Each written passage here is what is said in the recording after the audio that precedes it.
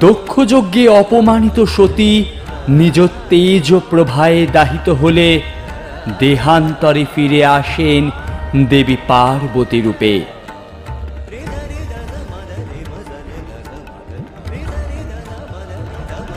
অসম্পূর্ণ প্রণয়কে মান্যতা প্রদানে স্বামী রূপেই মহাদেবকে করেন পুনঃ বরণ।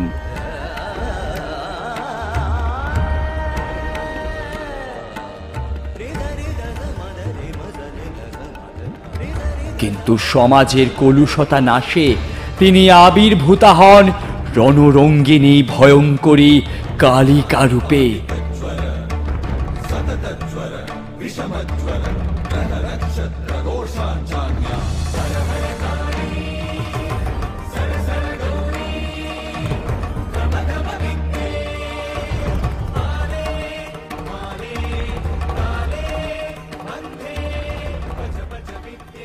পরবর্তীতে দেহের কালো কোষ পরিত্যাগ করলে সেই অংশসমূহের একত্রীকরণে প্রকট হন শম্ভ নিশুম্ভ বিনাশিনী পরমা প্রকৃতি দেবী কৌশিকী।